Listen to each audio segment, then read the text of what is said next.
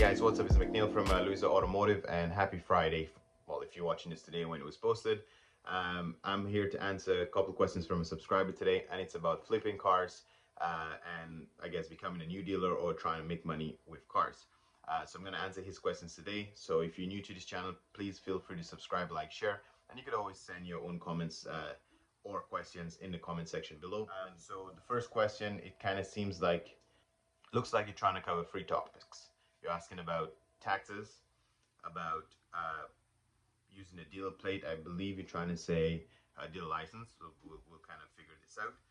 And you're also talking about salvage cars. So I think these are the main three topics you want to know about. So how to do the taxes, and do you have to pay taxes to the buyer? So if you are a new dealer and you're doing this thing legit, and you have a licensed business, you'd have to apply for HST number. And when you apply for HST number, the way you deal with the taxes is, yes, if you buy a car from a dealer or an auction, you'd have to pay the taxes. You'd have to pay the HST anyway.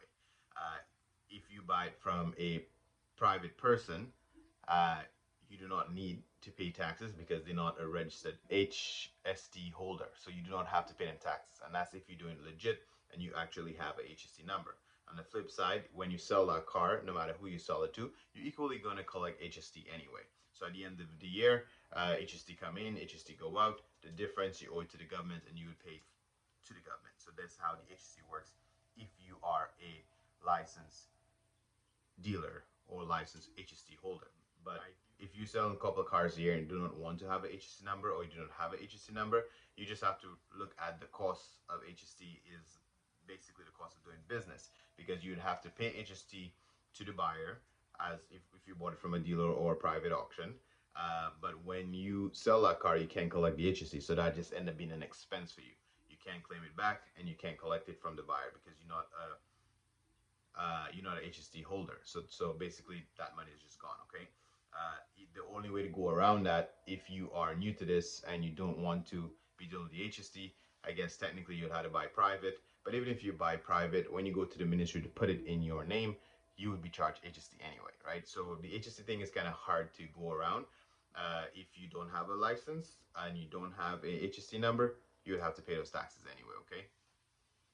How do you make money without a dealer plate? So I believe you're trying to ask, based on the context of all the questions you have, I believe, how do you make money without a dealer license, I think is what you're trying to say. Without a dealer license, because OMVIC is just saying basically if you're trying to sell a car for profit and it's not a personal car, you're a curbsider. I would say safely, if you're selling about 2 to 3 cars a year, if you put the car into your name and you drive the car as your personal car, and then whenever that car sells, you buy another personal car and you sell it again. I think if you're doing at least 3 of them a year, then that's not bad. If you're trying to do anything more than that, I strongly recommend you get your dealer license, which will equally give you a dealer plate, if that's what you're saying. And just in case you're asking specifically for real, legit, that was your question, you wanted to know if you could flip cars without a dealer plate, you can. I mean, if you buy a car and you got to move it around, you just had to pay to tow it, that's all, right? And if you have a car for sale and you're going to be driving the car for maybe 2-3 weeks before you get a buyer for it, you could just put a regular plate on the car and put insurance on the car, okay? If you are flipping a car and you're trying to sell it, it's easier to sell a car that is plated, okay? It's easier to sell a car that is plated versus a car that's not plated. And if a car is plated, you should have insurance on it in case somebody wants to test drive the car or something. It would be nice to have a plate and insurance on that car.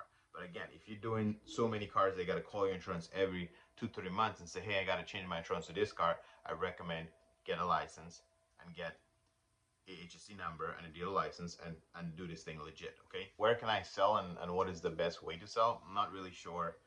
The best way to sell is put the car in Kijiji or any kind of classified ad. It's not rocket science how to sell cars. I think the hardest part of this business is finding good inventory. It's never getting rid of inventory. There's always lots of buyers out there. You may not get the price you're looking for, but the market will tell you what the price of that car is. You just have to keep playing with the price of the car, and everything eventually sells. There's a car for everybody. But the hardest part, the key question is getting the right cars. Not really about how to get rid of the cars or where to sell them. Cars are super easy to sell in terms of price. Price moves every single type of car. and I will segue into your question about the salvage. Most of the cars you had is salvage and rebuild. Let's talk a little bit about that. Salvage and rebuild is not a bad idea. Um, Again, that goes into the price section. Um, you have to understand that people are already very, very hesitant to buy a salvage or rebuild car. And if somebody's already hesitant to buy a salvage or rebuild car, the only thing that you can convince them to buy is price. You got to show them that there is significant amount of savings. That's why it's worth it for them to buy it. So if you saved money buying it crash yourself, and you rebuild that car, you got to pass on that savings to the customer. So you still make similar margins, but you need to at least give them enough savings to justify buying a salvage or rebuild car, okay?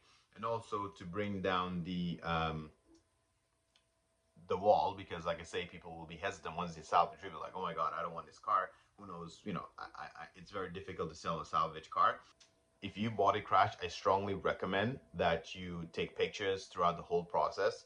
First of all, don't buy those really fucked up cars, okay? So even if it says salvage, make sure the damage is not very, you know, significant, not any real frame or structural, anything too crazy, because it will be complicated to fix. It'll be very expensive to fix. It'll be difficult to sell.